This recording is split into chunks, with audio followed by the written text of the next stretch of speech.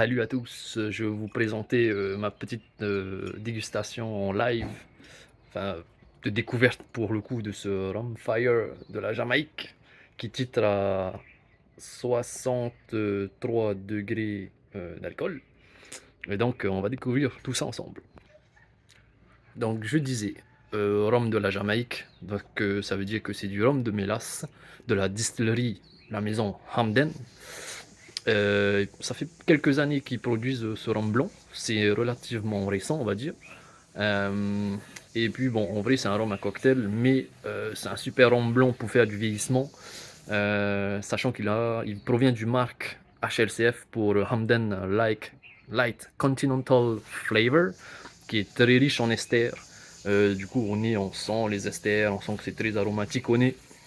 À savoir que Hamden fait aussi des vieillissements, ses propres vieillissements, ses embouteillages, et qu'il propose le overproof à 60 degrés de je sais plus combien d'âge, euh, du marque HLCF pour le coup. Et du coup c'est l'occasion de le déguster, de voir ce que ça donne quand il est blanc, non vieilli. Voilà, c'est parti. Du coup on est tout de suite sur le solvant. Je sens le solvant, qui est une typicité des rhums jamaïcains. Ok. Hum, je dirais qu'il y a une grande part de fruits rouges en fermentation, avec une banane verte qui vient de loin quand même. Banane verte. Souvent c'est plutôt de la banane mûre, mais là on est sur une banane verte, on est sur un côté relativement végétal je dirais. On est sur du camphre, sur quelque chose de frais au nez. Vous voyez le camphre type baume du tigre, pour ceux qui connaissent le baume du tigre, ça n'a pas la même odeur, mais on est sur le même, on va dire le même profil en termes de fraîcheur dans le nez. Voilà. On a des petites épices qui viennent comme ça. Maintenant, ce sont des épices douces parce que bon, c'est un blanc et que les épices sont souvent, enfin, sont pour le coup apportées en majorité par le vieillissement en fût de chêne. Donc là, on n'a pas des épices fortes. Donc ce sont des épices douces. C'est fruité. Je disais l'ananas verte, la banane verte, mais il y a aussi un ananas qui passe de temps en temps. Euh, L'alcool est bien intégré pour les 63 degrés, on ne les sent pas vraiment. Seulement parce que c'est un rhum de mélasse, du coup, les rhums de mélasse sont en général huileux ou gras, qui pourrait justement masquer ce côté alcooleux au nez.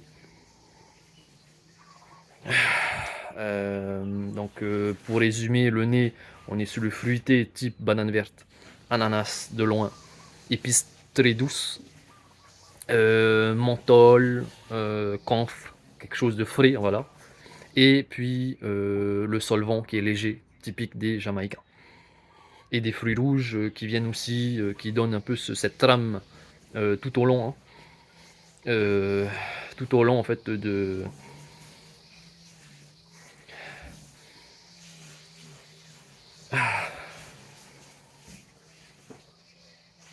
Ouais, ouais, je disais, ils sont là, quoi, les fruits rouges. Voilà.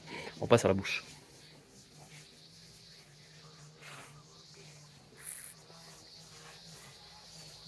Mm.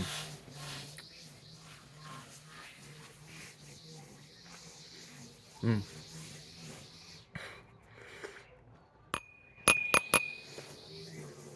Waouh. J'en ai un peu mis trop dans la bouche. Mais du coup, on sent bien tous les arômes, qui envahissent tout le palais. Indéniablement sur les fruits pourris. Euh, les fruits pourris. Mais ce n'est pas péjoratif quand on dit fruits pourris, hein. C'est que c'est très riche, on va dire, en bouche. C'est gourmand sur les fruits fermentés. Voilà, les fruits rouges, beaucoup de fruits rouges. Je sais pas, cette banane. Si, mais peut-être de très loin la banane, hein. On est sur des fruits exotiques en fermentation, pourris, en saumure, avec une petite pointe d'olive verte, je dirais peut-être pas noire, mais un peu verte. Hum, Ça prend le palais, ça accroche la langue, c'est un peu râpeux, âpre, je dirais âpre, hein. Les épices sont douces, mais le rhum accroche vraiment le palais, la langue. Les 63, ils sont là, bien présents comme il faut, mais ils ne brûlent pas pour le coup. Ça veut dire que c'est bien fait, l'intégration de l'alcool est bien faite, ça ne brûle pas du tout. Après, moi, je suis habitué, pour ceux qui ne sont pas habitués, ça va vous cramer le gosier, voilà. 63, très bien. Le rhum est, il est gras, il est gras. Il est gras parce qu'on sent quand même cette texture qui reste grasse sur la langue, dans le palais. C'est un peu sucré, voilà, un peu, il y a un petit sucre il y a un peu de canne qui passe comme ça vers la fin. C'est frais en bouche, c'est frais. Mentholé, camphre, les herbes, c'est végétal. C'est très très riche au niveau aromatique. Les esters sont là.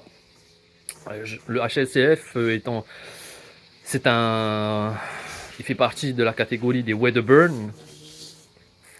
Non, pas des Wedderburn, pardon, des high esters. Il y a les, d'abord nous avons les Plumers.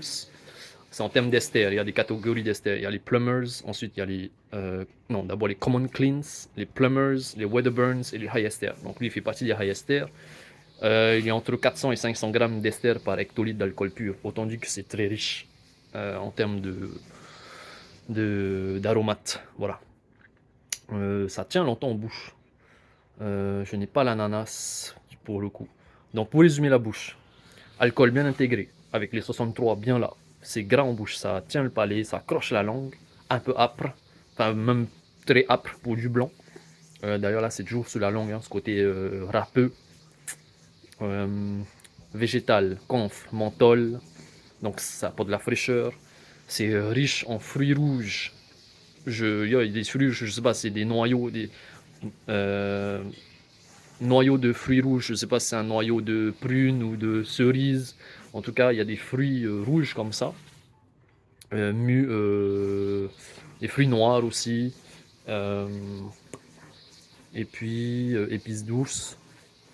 Euh, Exotiques, fruits exotiques, mais pas forcément l'ananas ou la banane. On est plus des fruits exotiques en général, en fermentation et pourri. Voilà, donc un très bon rhum blanc pour du cocktail ou boire pur comme ça passe pour ceux qui ont le palais éduqué, je dirais. Voilà, Manouya de Tahiti. À très bientôt pour d'autres vidéos de dégustation. Ciao, l'expérience Tahiti, ou alias Kevin.